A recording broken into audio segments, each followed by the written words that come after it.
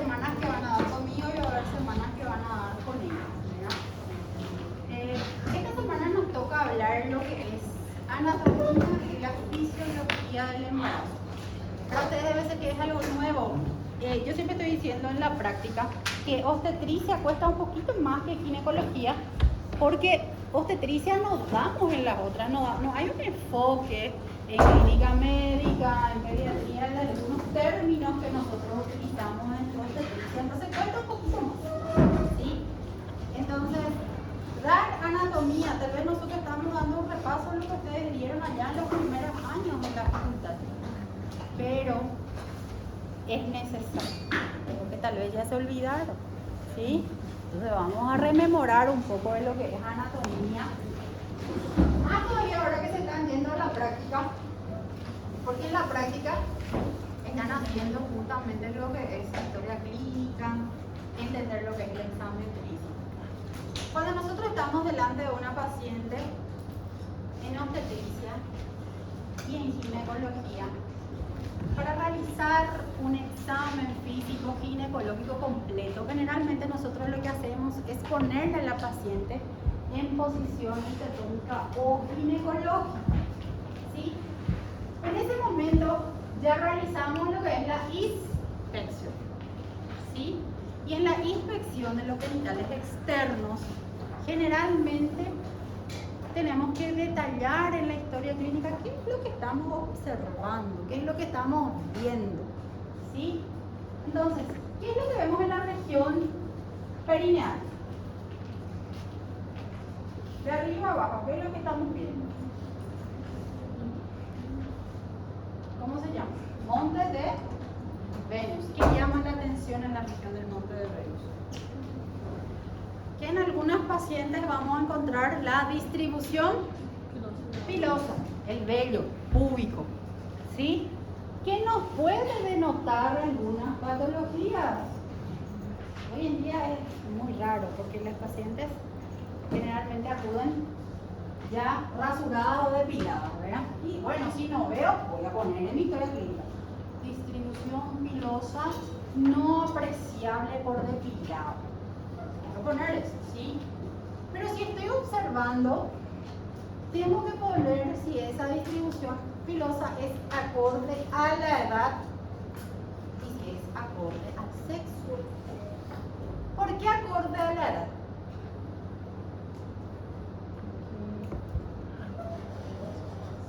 Claro, es diferente mirarle a una jovencita de 12 años, una puber, que está justamente teniendo su desarrollo, que mirar a una paciente que ya está en una edad fértil, ¿sí?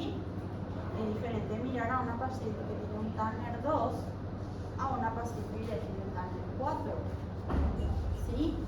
Entonces, es imprescindible poner eso. Según el sexo, ¿cómo es la distribución pilosa normal de la mujer? ¿Cuál es la forma? Triangular. Ya del varón tiene la forma romboidal. Generalmente inicia ahí por debajo de la cicatriz umbilical y se extiende hasta la región perineal. ¿Verdad? Pero hay algunas patologías que pueden hacer que esa paciente tenga una distribución pilosa masculina, como pasa por ejemplo en el hiperandrogenismo, en el síndrome ovario poliquístico, por ejemplo. Entonces yo veo que esa paciente tiene una distribución pilosa distinta y puedo hacer el diagnóstico de algo que se llama hiperandrogenismo, ¿sí? Que justamente una de las sintomatologías que podemos tener en esta paciente es la distribución pilosa androgénica.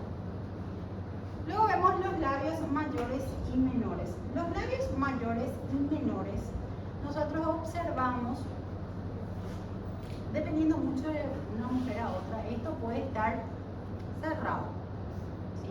Y hay la necesidad de separar a los labios para poder observar bien, ¿sí?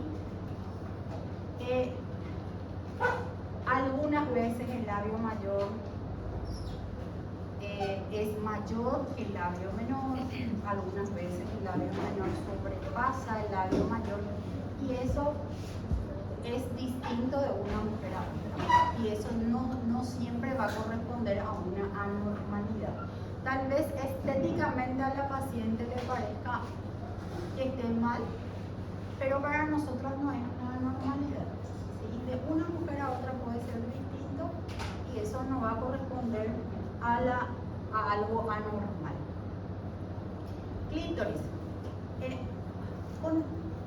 De un tiempo, ¿verdad?, aumentó mucho la utilización, principalmente de las pacientes que acuden mucho a los ejercicios físicos extenuantes, utilizan mucho los anabolizantes, ¿sí?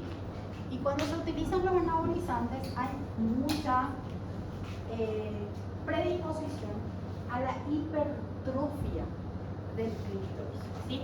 Y si yo observo eso, tengo que escribir en mi historia clínica. En una paciente normal, generalmente lo que nosotros observamos es el capuchón. Observamos el capuchón. Y tenemos que agarrar y pelar un poco el capuchón para poder observar lo que es el clítoris, ¿sí? Como les dije, cuando yo veo que sobresale, generalmente puede tratarse de una hipertrofia, ¿sí? Para fines médico-legales es importante también, ¿verdad?, no solamente para fines médico-legales, pero es ahí donde más generalmente observamos con detalles lo que es el himen en sí, si está íntegro, si está roto, si está desgarrado, ¿sí? Entonces, generalmente observamos. En una paciente que no tuvo relaciones aún, generalmente la forma del himen es semilunar, ¿sí? Ya cuando tuvo relaciones, y principalmente aquellas que tuvieron ya partos, lo que nosotros encontramos son los vestigios o las carúnculas, ¿sí?, de lo que fue el himen. Ya no observamos el himen íntegro en su totalidad. El vestíbulo, esta es pregunta de examen, generalmente la otra pregunta, ¿cuáles son los componentes del vestíbulo? El vestíbulo es lo que ustedes observan acá, todo lo que está dentro de los labios menores, ¿sí? O sea, dentro del vestíbulo lo que yo voy a tener es el meato uretral, el introito vaginal, esta zona la cual nosotros conocemos como fosita navicular, ¿sí? Entonces eso es lo que yo observo generalmente a nivel del vestíbulo. También tenemos en esa zona las glándulas vestibulares. Las glándulas vestibulares tengo la mayor y la menor. Generalmente en cuestión de importancia nosotros le damos más importancia a la glándula mayor de Bartolino. ¿Y por qué le damos más importancia? Porque generalmente el que causa problemas es la glándula de Bartolino, ¿sí? ¿Cuál es la función de las glándulas vestibulares? Lubrificación, exactamente. Entonces, ¿qué producen? Moco, ¿verdad? Entonces, en algún momento estas glándulas pueden obstruirse y causar quistes o incluso en algunas ocasiones absceso. Entonces, la paciente va a venir con la glándula inflamada, con una tumoración que va a comprometer toda esa región. Entonces tenemos dos glándulas, la glándula mayor de Bartolino que se queda en esta zona y las glándulas menores o de Skene que están más en la región pauloretral. ¿Está bien? Pero tienen prácticamente las mismas funciones. ¿Sí? Acá, para que puedan observar, como les dije, lo que yo veo es el capuchón del clítoris. El clítoris en sí no se observa en la inspección, ¿sí? Los labios mayores y menores acá en esta imagen al menos no es apreciable la distribución pilosa, ¿sí? Entonces tengo que poner el introito vaginal, ¿sí? Entonces, eso todo se describe en la historia clínica. ¿Está bien? También es importante escribir cómo está la región perineal. Una paciente que viene, por ejemplo, con condilomatosis, ¿sí? Esa condilomatosis puede justamente no solamente estar en la región vulvar, sino también comprometer la región anal, ¿sí? Entonces tengo que describir también lo que les decía, ¿verdad? Las mujeres en el monte de Venus, el vello corporal se distribuye de forma triangular con la base formada por el borde superior de la sífilis del pubis, cuyo extremo termina generalmente en el clítoris. En el varón y en algunas mujeres hirsutas, porque la paciente que tiene una distribución pilosa androgénica tiene algo que se llama hirsutismo. ¿Sí? Hirsutismo. Y una de las sintomatologías justamente del hiperandrogenismo es el hirsutismo. Cuando yo veo que la paciente, y hay que diferenciar lo que es el hirsutismo de lo que es la hipertricosis, son cosas distintas. El hirsutismo es cuando la paciente tiene una distribución pilosa en donde no debe, en donde el varón hay. Ya la hipertricosis es cuando yo tengo un vello más grueso, ¿sí? Pero está donde debe estar, ¿sí? En más cantidad, pero donde está distribuida como corresponde. Entonces los labios mayores se continúan directamente con el monte de Venus en la parte superior y los ligamentos redondos. ¿Se acuerdan de los ligamentos redondos de por anatomía? El ligamento redondo es uno de los ligamentos más importantes del útero, ¿sí? Nace justamente en la cara anterior del útero. Atraviesa, ¿qué atraviesa?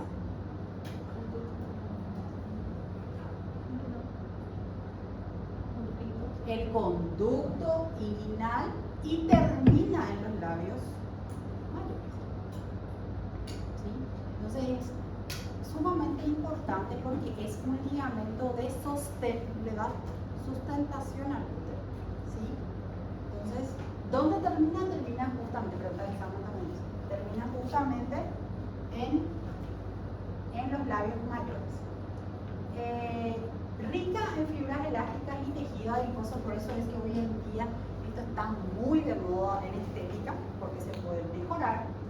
Esa masa grasa provee volumen a los labios mayores y cuenta con un complejo venoso. Hay un aumento de la presión venosa en las gestantes y generalmente en la zona de los labios mayores se puede observar varices, ¿sí? Aquella paciente que viene es ya luego aquella que tiene tendencia a varices, sí o sí durante la gestación esas varices van a alcanzar hasta los labios mayores, ¿sí? Y hay que describir eso en la historia clínica. Los labios menores se dividen en dos láminas. La parte inferior se une para formar la horquilla. Y la horquilla es aquí, esta zona, ¿ves? Esto es la horquilla. Y es muy importante durante el parto porque la horquilla es la zona que está más debilitada durante el parto. Y es la que puede resultar y sufrir, ¿verdad?, de desgarros. Puede desgarrarse con mucha facilidad. Entonces es muy importante esta zona durante el parto. Se describe mucho la horquilla vulvar, ¿sí? El tamaño de los labios menores varía de una mujer a otra, como les dije, con longitud de 2 a 10 centímetros y una anchura de 1 a 5 centímetros.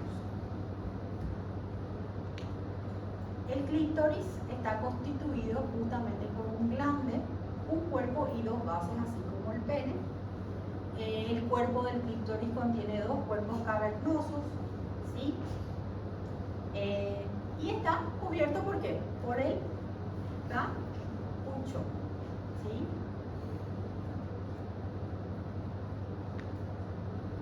Entonces el vestíbulo es la zona donde les estuve comentando, esto es pregunta de examen, tienen que saber. Yo acá lo que tengo en el vestíbulo es el introito vaginal o orificio vaginal, los dos conductos de salida de la glándula de Bartolino, los dos conductos de la glándula de Skene y el meato uretral.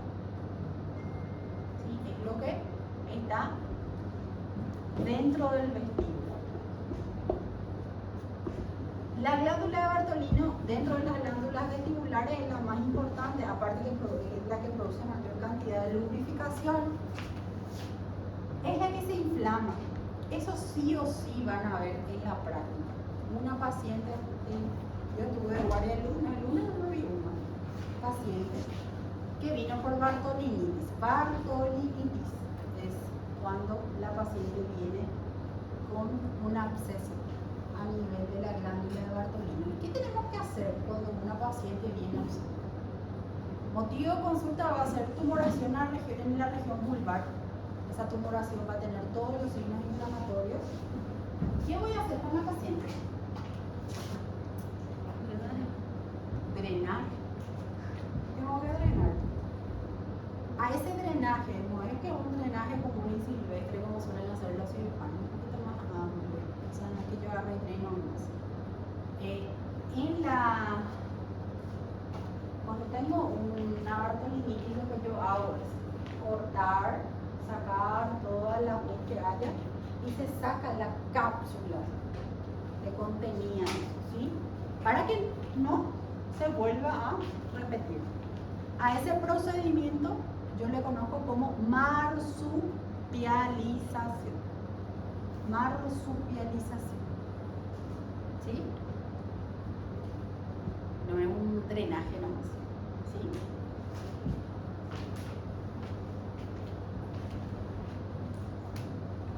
Acá está justamente la imagen. Lo que se forma es una cápsula. Entonces yo tengo que agarrar y sacar. Porque famoso lo que siempre se hace en el absceso, se agarra una jeringa y se saca toda la cantidad de pus. Pero esa paciente dentro de un mes va a volver otra vez con el mismo cuadro. Entonces, para solucionar el inconveniente, lo que hago es la marsupialización.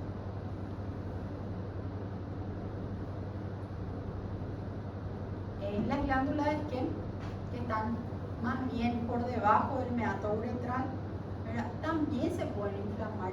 Estas inflamaciones, como les dije, se forman porque se obstruye el conducto de salida. ¿Y por qué se obstruye? Generalmente por las ITS. ¿Sí? O sea, por infecciones de transmisión sexual. La clamidia, la gonorrea, ¿sí? Puede causar justamente esta patología. Algunas bacterias que están también en la región perineal pueden causar. ¿Cómo te describirían? Ahí al lado tienen un poquito de copiativo. Pero ¿cómo describirían esa aula? No se ve muy en la totalidad, pero lo que ven, ¿cómo la describirían?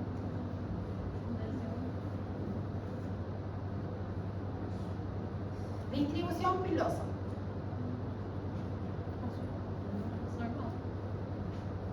Está medio rasurada, pero se ve ahí que tiene un vellito, ¿verdad? Acorde dice eso. Morfología vulvar. Labios mayores y menores. Semiológicamente normal. O morfológicamente normal, se puede decir también. ¿Hay presencia de tumoraciones? No, ¿verdad? Si lo hubiere, hay que describir. ¿Sí? ¿Hay presencia de lesiones? Sí. ¿Cómo describirían esas lesiones?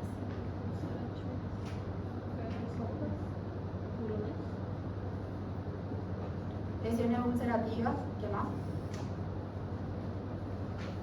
¿Dónde están?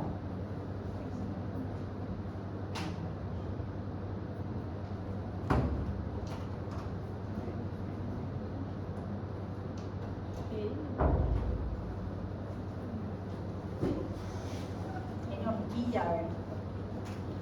Hay una parte que está en horquilla vulvar, hay algunos que están en los labios menores y hay que describir cada uno.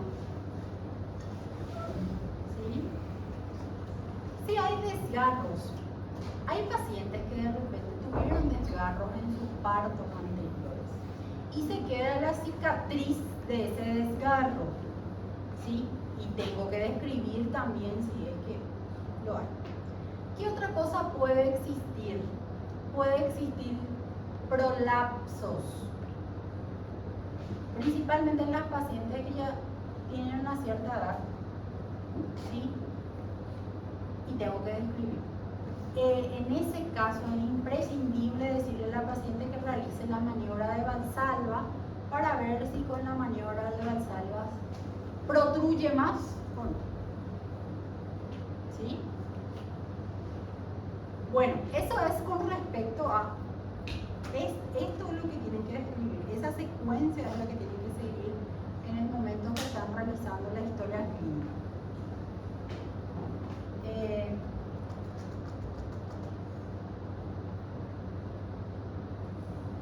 Sí o sí.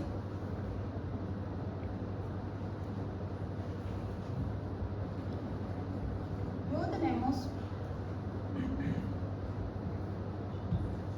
la vagina. Sí, ya lo vamos a hablar de los internos, los genitales internos.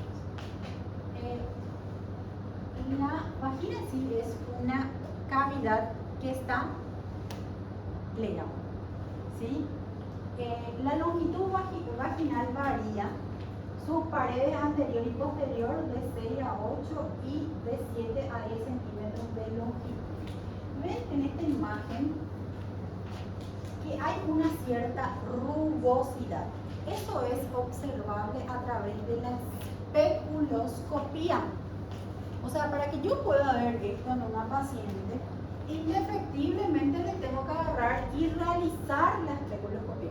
La especuloscopía hace parte del examen físico, no es un estudio complementario. ¿Sí?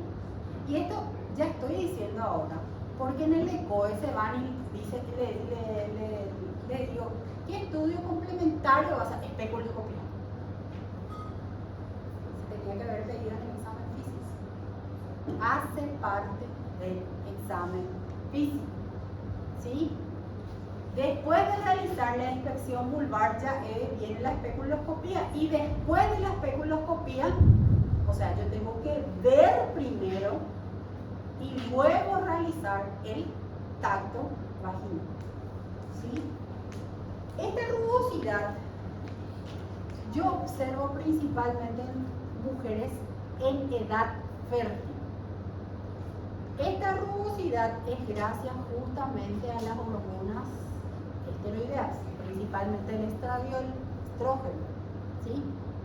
Si yo le estoy realizando el examen físico a una paciente que ya está en la menopausia, generalmente no voy a más observar esta rugosidad. La pared vaginal ya va a estar lisa. ¿Por qué?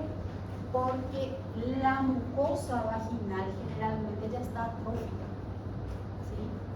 Entonces, cuando veo la rugosidad, significa que la paciente está en un periodo fértil. Esta rugosidad también es la que favorece en nuestro parto. ¿Qué va a pasar durante el trabajo de parto? ¿Qué va a pasar con la vagina? Se va a ampliar, ¿sí? Para que pueda atravesar el bebé.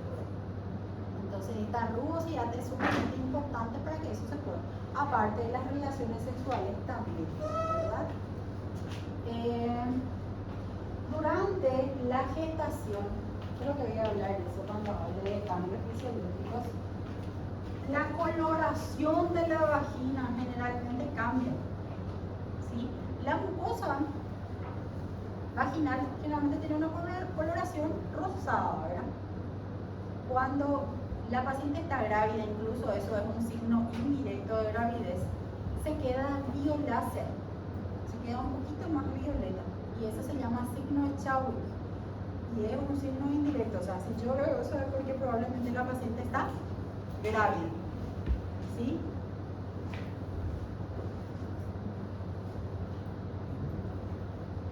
Algo importante, los tabiques. ¿Sí?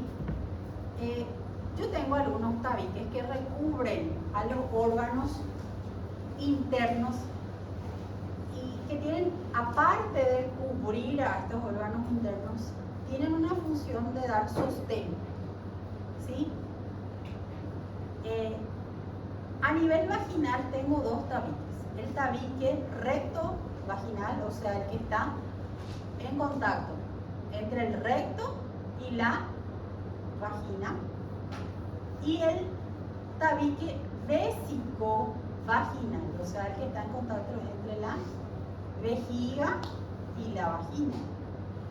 Eso es, estábamos hablando anteriormente de los prolapsos, ¿sí? Son estos tabiques lo que ya no tienen sustentación y prolapsan en las pacientes que tienen, para la redundancia, prolapsos. ¿Sí? O sea, si yo tengo un prolapso vesical, o sea, un cistocele, porque ese es su nombre correcto, lo que se debilitó fue el tabique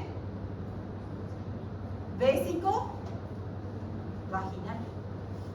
Entonces, ¿qué es lo que yo tengo que hacer para poder corregir eso?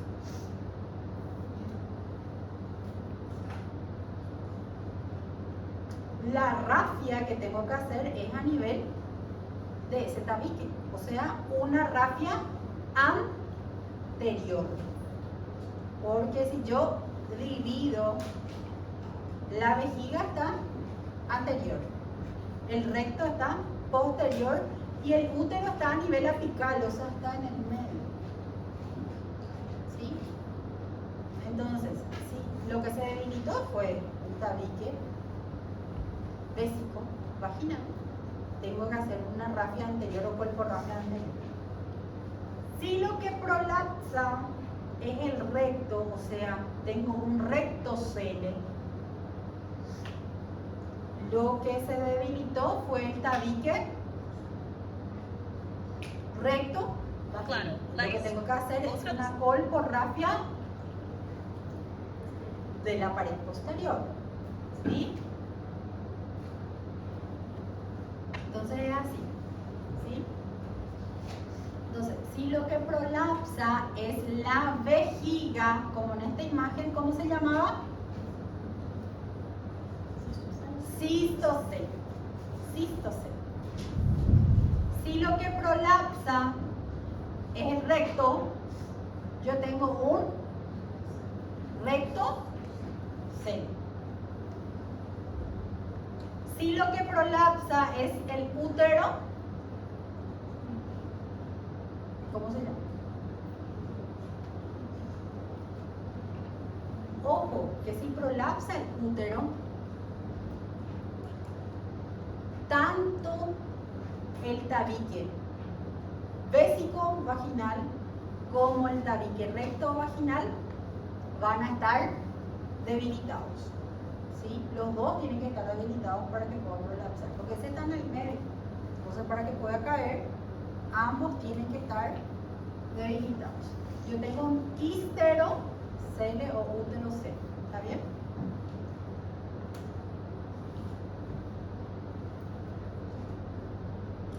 Y es así como se ve. Este es un cistocele. Y me han sido todo, ¿cómo sabes? Ah, bueno, porque la pared anterior, como les dije, yo agarro y reviso y lo que está bajando es mi tabique vésico vaginal. Acá no hay nada que decir. Este es un prolapso total de útero. O sea, acá está debilitado todo. ¿Qué voy a hacer en este paciente? Ya está afuera. Sacarlo. Se hace una histerectomía vaginal. La más fácil todavía porque acá ya está todo afuera. No cortarlo, no. ¿Sí? Entonces eso. Por eso hay que saber de anatomía para poder entender todo esto. Aparte de los ligamentos, tabiques, todo eso, lo que le da sustentación a todos los órganos para que se queden ahí arriba y no caigan son estos músculos, ¿sí? Los músculos perineales, ¿sí? O los músculos del piso pélvico, ¿sí? Esto tiene que saber, pues, pregunta de examen, cuáles son justamente los músculos que componen el triángulo anterior y posterior. Principalmente acá yo tengo plano profundo y plano superficial. Esto que estamos acá viendo solo hace parte del plano superficial. ¿Y por qué tiene que saber? Porque, gente, si la paciente tiene un parto y tiene un desgarro, yo tengo que saber qué músculo es para poder suturar. ¿Sí? ¿Qué músculo yo estoy tocando? Imagínense, si yo agarro y le pongo al bulbo cavernoso con el líquido cavernoso, anatómicamente, ¿cómo se va a quedar? Te voy a juntar con él. ¿Cómo se va a quedar? Así se va a quedar la vagina de la paciente, pobrecita. ¿Sí? Entonces tengo que agarrar y saber. El triángulo urogenital justamente es este. ¿Ven? Tiene la forma de un triángulo, ¿verdad? ¿Sí? Está compuesto por el músculo isquio cavernoso, que está acá. El bulbo cavernoso, que es el que rodea justamente a los labios mayores. Y el transverso superficial del perineo. ¿Sí? Son tres músculos. Digamos que durante el parto yo me estoy dando cuenta de que ese feto es un poquito grande. Esa paciente es el perineo bastante pequeño. La paciente no colabora mucho, no realiza bien sus pujos como corresponde. Entonces yo decido realizarle algo que nosotros conocemos como episiotomía, que algunos dicen que se trata de una violencia obstétrica. Es una violencia obstétrica si se realiza sin indicación. Hoy en día nosotros lo hacemos de forma restrictiva. ¿Qué significa eso? Solamente en los casos con indicación, con una indicación. Porque recuérdense que es más fácil suturar un corte recto que yo voy a hacer con la tijera o un desgarro. ¿Qué es más fácil? Claro, un corte. Entonces, si yo me doy cuenta que esa paciente va a desgarrarse, mejor no me hacer yo una episiotomía aparte, que voy a favorecer el futuro sexual de la paciente, porque si es que tiene desgarro en el futuro, puede tener dispareunia, dolor. Entonces, para evitar, ¿qué hacemos? El corte se realiza de esta forma. Le llamamos episiotomía mediano-lateral. Y estoy mostrando lateral. Yo al menos soy diestra, ¿verdad? Entonces, al cortarle a la paciente, voy a cortarle de esta forma. ¿Sí? Porque este lado. Si la persona es zurda, va a cortarle de este lado. ¿Sí? Pero tiene que ser una mediano-lateral. ¿Qué músculo voy a cortar? El bulbo cavernoso y el transverso superficial. ¿Sí? El transverso superficial.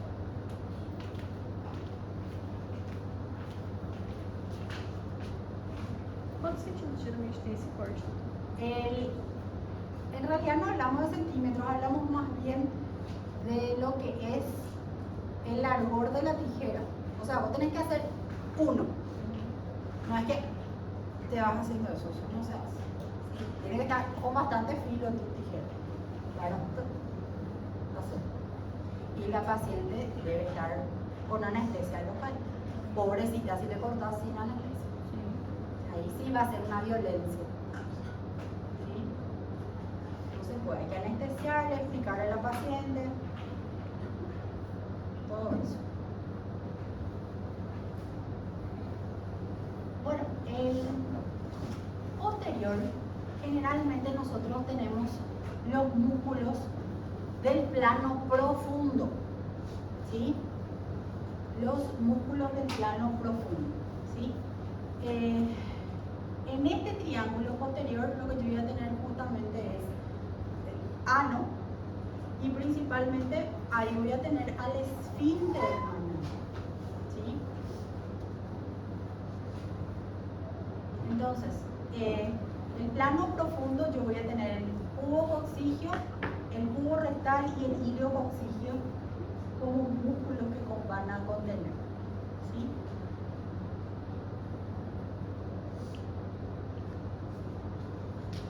Entonces, estos músculos están inervados con el nervio pudendo, ¿sí?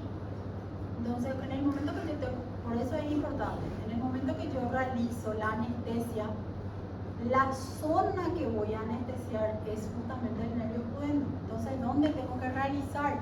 Generalmente acá, en la zona del triángulo anterior, para tratar de llegar a lo que es el nervio pudendo, ¿sí? Generalmente en esta zona, por ahí nosotros le hacemos la anestesia a la paciente para que pueda llegar al nervio pudendo.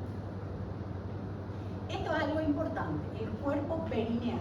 El cuerpo perineal es esta zona que está, es como si fuera la piel, ¿verdad? Que está entre la vagina y el ano de la paciente.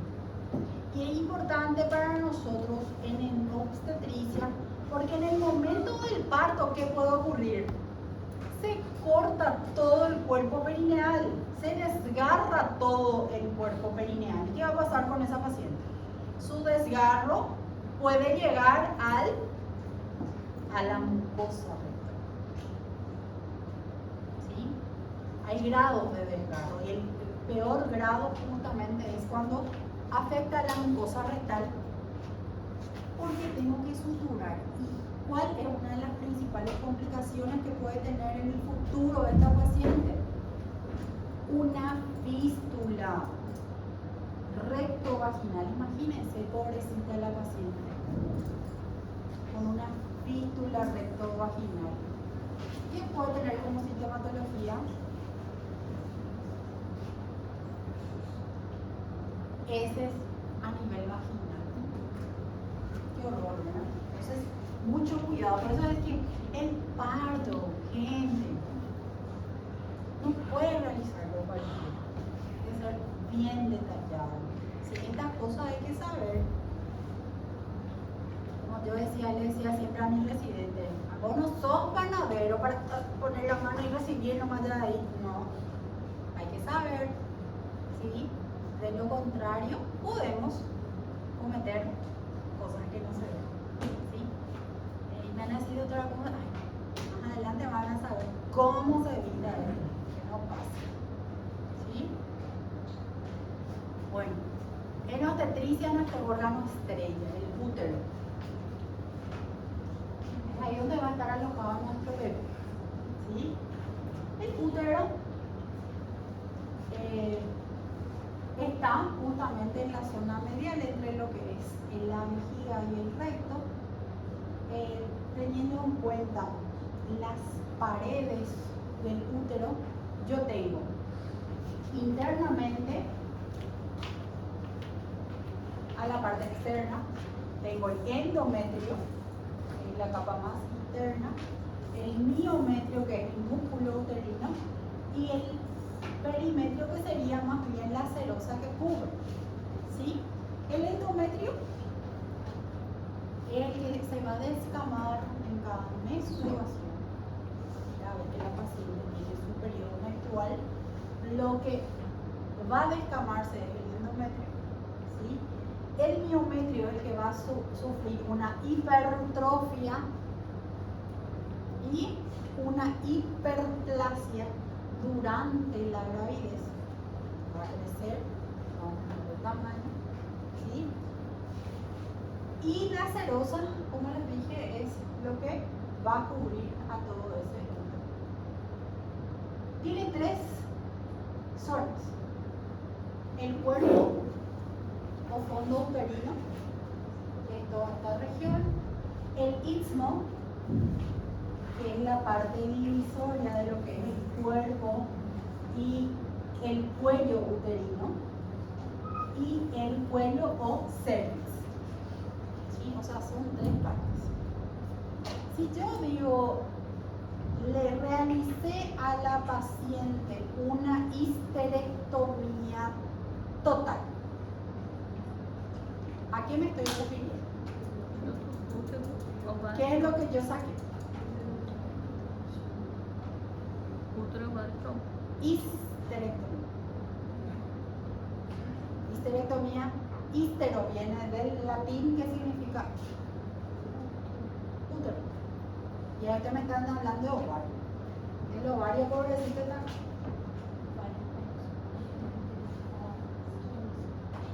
Y si yo digo histerectomía, ¿qué estoy sacando?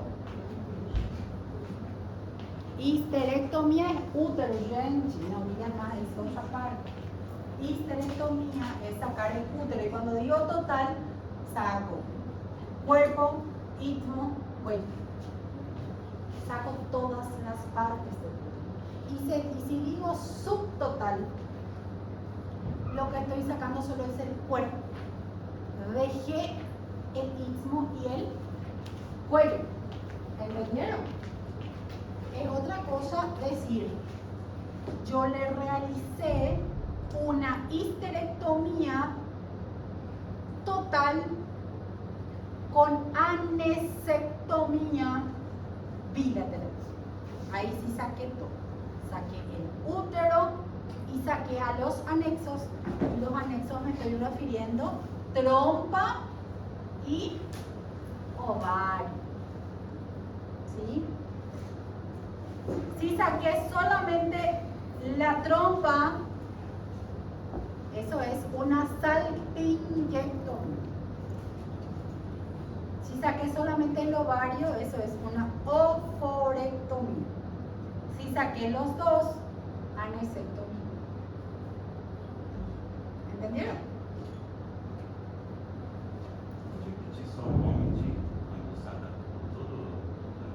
Histerectomía total con anesectomía bilateral. La paciente que nunca quedó grávida es una paciente que va a tener el útero más pequeño en comparación a la paciente que ya engravidó, ¿sí? O sea, la nulípara, su útero mide de 6 a 8 centímetros. Ya la paciente que tuvo parto, generalmente su útero mide entre 9 a 10 centímetros. Estamos hablando de la longitud. El peso promedio del útero es de 60 gramos, ¿sí? Y casi siempre pesa más en las mujeres que ya tuvieron partos. Para que ustedes tengan idea, durante el embarazo, ese útero que pesaba 60 gramos se convierte en un órgano que pesa 1 kilo. ¿Sí? Y luego en el puerperio, o sea, en el posparto, ese útero va a retornar nuevamente a su tamaño normal. ¿Sí?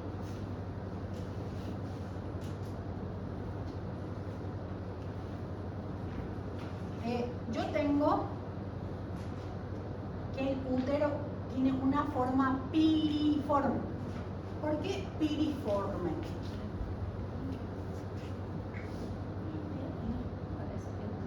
Forma de pera invertida. ¿Sí? ¿Dónde tengo más espacio? ¿En el cuerpo, en el istmo? ¿Dónde hay más espacio? ¿Dónde es más grande el espacio? En el cuerpo, en el fondo. ¿Sí? Es donde voy a tener más. ¿Sí? Entonces la porción superior, que es triangular, la porción inferior cilíndrica, el cuello uterino, se proyecta hacia la vagina. El istmo es la unión, ¿verdad?, entre esas dos partes. Durante la gravidez, el istmo tiene un rol muy importante. Ese istmo, durante la gravidez, se afina y se amplía de tamaño. ¿Sí? Y es justamente en esa zona donde nosotros realizamos el corte durante la cesárea. En el piso. Solo que durante la gravidez recibe otro nombre. Se denomina segmento inferior. ¿Sí? Las trompas de falopio nacen en los cuernos. Acá están los cuernos. ¿Sí? Y de ahí es donde nacen justamente. La abertura, o sea, la comunicación que tiene el útero con la trompa recibe el nombre de osteo. ¿Sí? Esto es el osteo. ¿Sí? Ya el orificio que comunica el útero hacia la cavidad vaginal recibe el nombre de orificio cervical. Yo tengo dos extremos. Tengo el orificio cervical interno, que está acá, y el orificio cervical externo, que es visible justamente a través de la especuloscopía. ¿Sí? Y varía justamente de forma y tamaño según la paridad. En la paciente que nunca tuvo partos, el orificio cervical externo tiene es puntiforme, es como si fuera un puntito. Al mirar el cervix a través de la especuloscopía y yo veo un puntito, es porque la paciente nunca tuvo parto vaginal. ¿Sí? Ahora, si ese orificio cervical tiene la forma recta, ¿sí? Es porque la paciente ya tuvo parto. ¿Sí? Es más transversal. ¿Sí? Se pone lo son a hablar especuloscopía. Orificio cervical externo puntiforme, orificio cervical externo transversal. ¿Sí?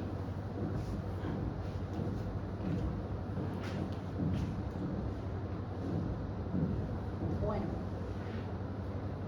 ¿cuál es la irrigación del útero, gente? La irrigación del útero está dado por la arteria uterina, que es rama de la arteria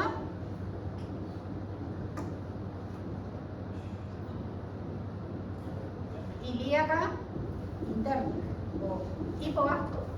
¿Sí? Tiene una particularidad muy importante, porque generalmente esta arteria uterina penetra en el útero a nivel del istmo, ¿sí?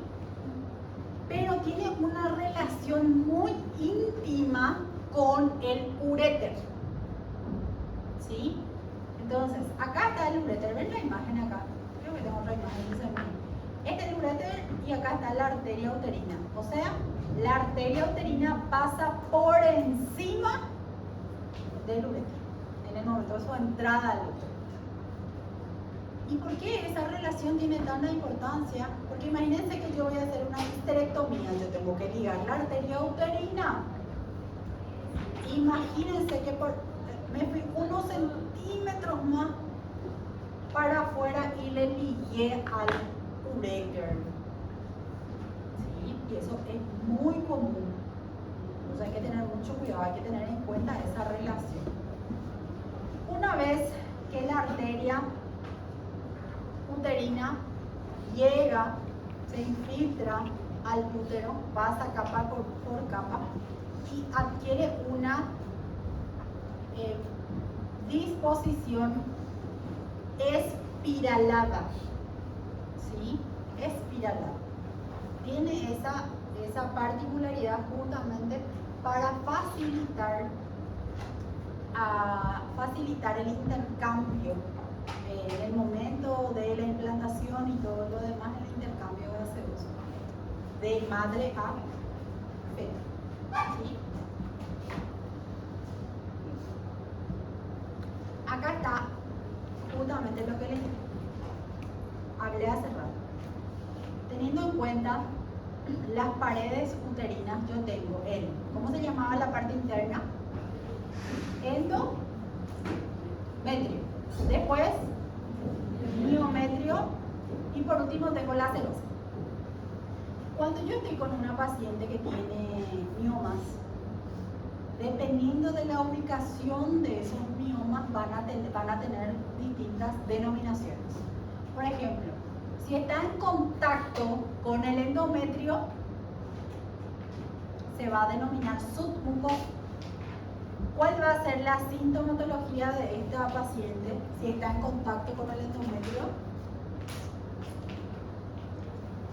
Sangrado. Recuérdense que lo que la paciente pierde durante la menstruación es la descamación del endometrio, ¿verdad? Y si el mioma está en contacto con el endometrio, una de las sintomatologías principales va a ser justamente el sangrado, ¿sí? El famoso mioma sangrante. Existe y es submucoso. Si el mioma está en el miometrio, recibe el nombre de intramural. ¿Cuál va a ser la sintomatología de esta paciente? Si está en el músculo, esa tumoración, dolor, va a venir por dolor la paciente. Y si está a nivel de la serosa,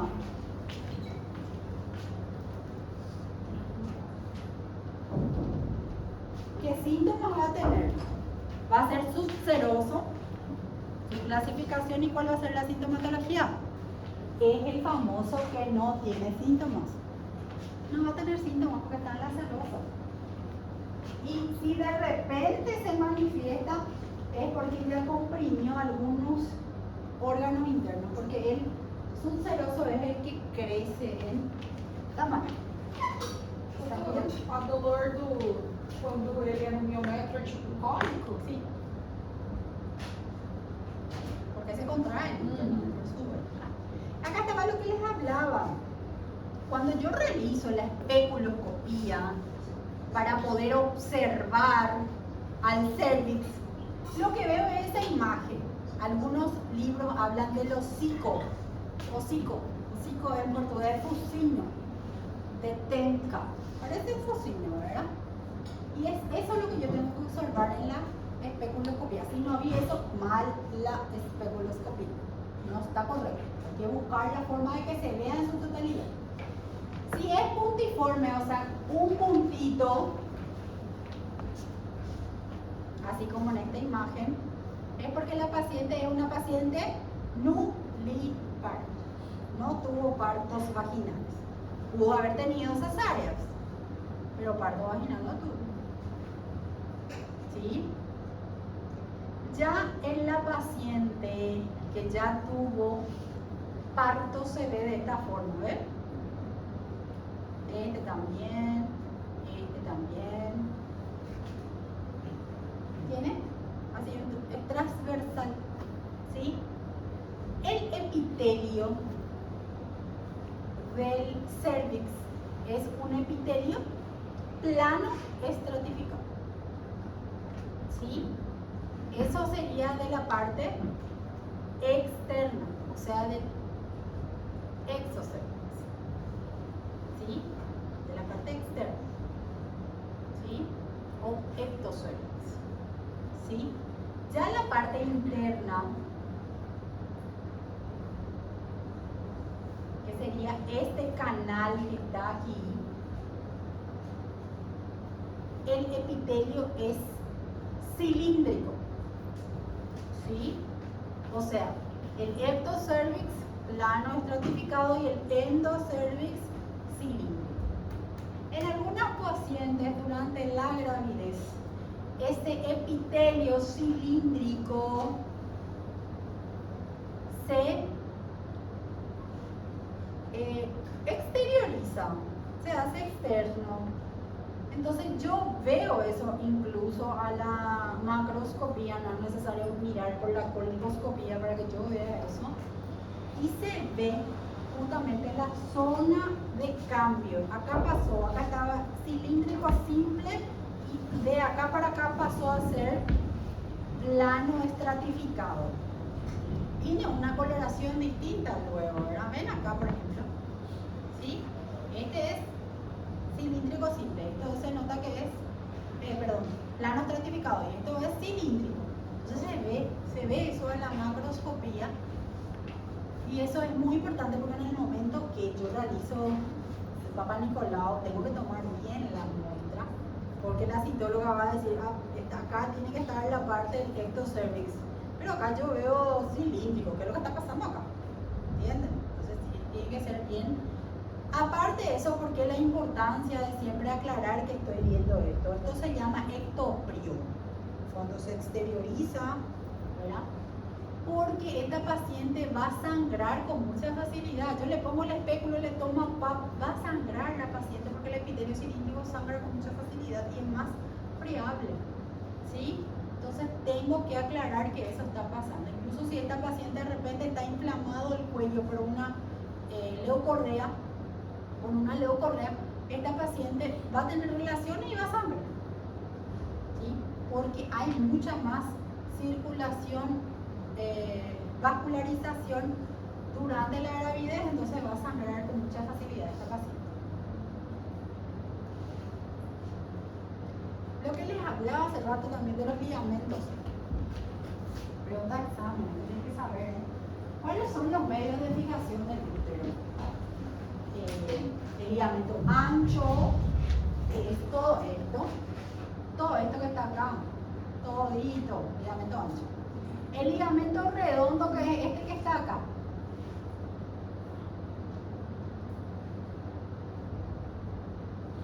¿Sí? ¿Dónde se iba el ligamento redondo? Nacía acá en la cara anterior del útero, pero pasaba el conducto inguinal y terminaba en los labios mayores. Los ligamentos cardinales, que están acá al costado. Los ligamentos uterosacros, les voy a mostrar en otra imagen. El peritoneo y los músculos del perineo. O sea, esos son los medios que fijan al útero ahí para que se mantenga y le dé sustentación. Los ligamentos en sí, que son los ligamentos propiamente de sostén, son el ligamento ancho, el ligamento redondo y el uterosacro o cardinal. ¿Sí?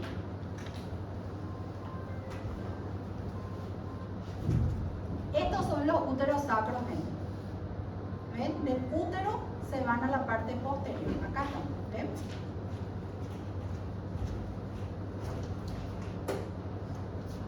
Y acá están los de McEnroe.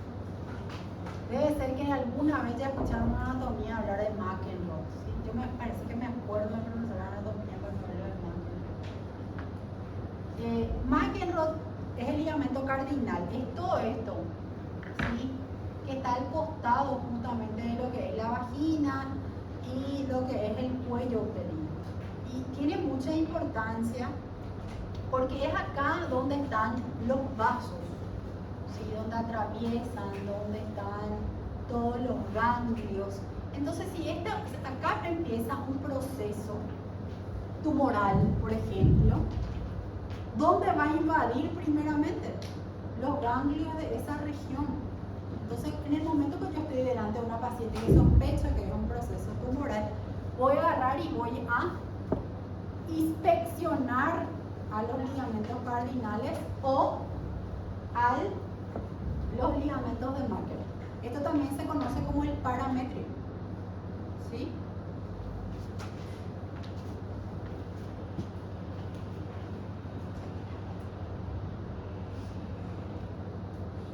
El ovario. El ovario mide de 2.5 a 5 centímetros de longitud, 1.5 a 3 centímetros de ancho, 0.6 a 1.5 centímetros de espesor. Se sitúa en la fosa ovárica o de Waldeyer, ¿sí? Al mirar es un blanco nacarado característico y parece que tiene una superficie irregular. ¿Por qué tiene esa superficie irregular? Porque ¿qué ocurre cada ciclo en la mujer? La ovulación. Entonces esa zona en donde ocurrió la ovulación se queda como un pequeño cráter.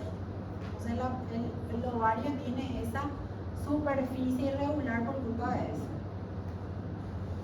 ¿Cuáles son los ligamentos de sostén del ovario? También pregunta examen, le encanta la hablar. Entonces acá yo tengo el ligamento útero-ovárico, que es justamente del ovario, el fondo ligamento tubo ovárico, que como su nombre lo dice, se va de la trompa al ovario. El ligamento mesoovárico, que se va del ovario al ligamento ancho. El ligamento suspensorio o infundíbulo pélvico, que es este acá, que le sostiene acá, así, ¿ve? Está acá. ¿Sí? Esos son los ligamentos propiamente del ovario. La trompa uterina, esto tiene muchísima importancia. Creo que ayer el grupo de la doctora Ana entró, tuvimos ayer lunes, tuvimos una paciente con un embarazo ectópico y pudieron verlo. La trompa tiene varias porciones, ¿verdad? Y en cualquier parte puede estar el embarazo ectópico. Lo más común es que está en la región ampular, porque en la región ampular es donde hay mayor espacio y es donde ocurre justamente la fecundación. Entonces yo tengo 4 porciones. Intersticial, que viene acá, la región ampular, que está acá, y la región infundibular. Acá está el istmo, que es justamente lo que es la región de la región intersticial a la región ampular está lo que también se conoce como el istmo de la trompa, ¿sí? ¿Dónde ocurre justamente nuestra fecundación? En la ampolla, porque es el lugar donde tiene mayor espacio y es la zona más común de los embarazos ectópicos. Justo el que vieron las compañeras no fue en el intersticio, fue acá el embarazo. Por eso era algo que no se ve muy a menudo. En la región del infundíbulo justamente tenemos a las fimbrias, ¿sí? Cada vez que la paciente va a tener su ovulación, ¿qué es lo que hacen las fimbrias? Llega más cerca del ovario para que pueda atraer justamente al óvulo hacia su luz, ¿sí? Para que pueda ocurrir la fecundación. Yo tengo, así como el útero tiene sus capas, acá yo tengo también el miosalpin, el endosalpin y el mesosalpin, así mismo como el útero. Bueno, yo les hablaba hace rato de la irrigación, les había hablado de la arteria uterina. ¿Rama de qué era la arteria uterina? De la ilíaca interna, ¿verdad? El ovario en sí está irrigado por la arteria ovárica. Y la arteria ovárica, sí o sí se van a recordar rama de qué era. De la aorta. Viene directamente de la aorta. ¿Sí? Obviamente el ovario aparte recibe justamente también una pequeña irrigación de lo que es la arteria uterina, pero principalmente de la ovárica o tubo ovárico. Entonces, la arteria ovárica viene de la arteria aorta. La ilíaca interna da la arteria uterina, la arteria vaginal, la hemorroidal media y la arteria pudenda interna. Estas 4 arterias son sumamente importantes para nosotros porque la arteria uterina, como su nombre lo dice, irriga al útero. La arteria vaginal irriga la parte justamente inferior de la vagina. La hemorroidal media también irriga, tiene irrigación en la parte media de la vagina, y la arteria pudenda interna, que es la que se encarga justamente de irrigar la región vulva. ¿Sí? O sea, es importante para nosotros en obstetricia. Acá volvemos a hablar, acá la otra puso en amarillo, luego algo con el amarillo, ¿sí? Ojo con el uréter, porque ¿cuál era la relación del uréter con la arteria uterina? Pasa por encima. El nervio pudendo, que como les decía, es el que inerva a todos los órganos ginecológicos. Por eso tiene mucha importancia. ¿Dónde se originan? S2, S3 y S4. ¿Sí? Por último nosotros ya hablamos de todo lo que es el contenido, todo lo que está adentro, pero no hablamos del continente, que es lo que le contiene. Para eso vamos a hablar justamente de lo que es la pelvis. ¿Cuáles eran los huesos de la pelvis?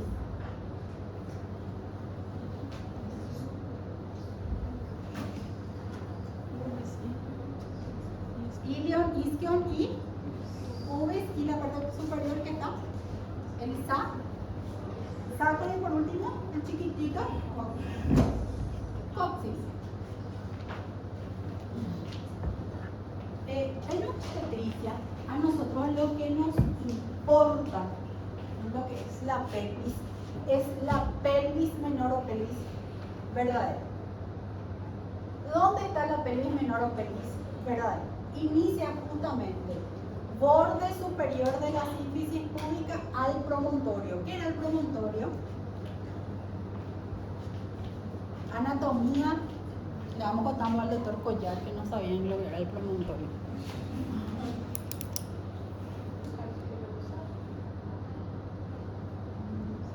El promontorio es justamente la prominencia entre la unión de la vértebra lumbar con la sacra. Eso se siente, y eso se siente al examen físico, ¿sí? Ese surco se siente, ¿sí? Entonces, ¿qué es lo que por qué es importante? Porque es ahí justamente donde va a iniciar. Y en el momento del examen físico, en el momento que yo realizo el tacto, por ejemplo, hay algo que se llama pelvimetría. Y si yo al tactar ya siento el promontorio, es porque esta pelvis está pequeña. ¿Sí? El promontorio tiene que estar equidistante en el momento que yo estoy realizando el tacto. Entonces, sí se siente bastante bien. ¿Sí? Entonces, ¿dónde iniciaba la pelvis menor? Borde superior de la sínfisis púbica al promontorio, y las líneas que están a los lados, que son las líneas inominadas. ¿Sí? La parte superior justamente está la pelvis mayor. ¿Sí? A ese lugar donde inicia, o sea, en realidad la pelvis menor se divide nuevamente en estrechos. El estrecho superior, medio e inferior. Entonces, el plano de entrada de la pelvis va a ser el estrecho superior, que es ahí donde les dije. Promontorio, línea superior, o sea, borde superior de la sínfisis púbica y las líneas inominadas. El plano de salida va a ser el estrecho inferior, que justamente coincide con el coxis, y lo que está entre el estrecho superior y el estrecho inferior va a ser el estrecho medio. ¿Sí? La pelvis de la mujer es como si fuera un codo. ¿Saben el codo, el caño, el codo ese? Y bueno, tiene más o menos esa forma. ¿Está bien?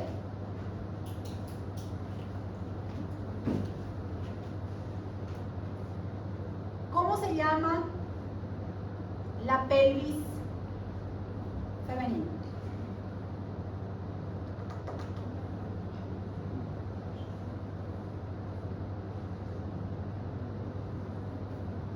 ¿Cómo se llama la pelvis de la mujer? La pelvis apta para el parto. La ginecoide. ¿Sí? ¿Cuál es la característica principal de la pelvis ginecoide? Es que tiene tanto transversalmente como anteroposteriormente, sus dimensiones son mayores que las demás. ¿Sí?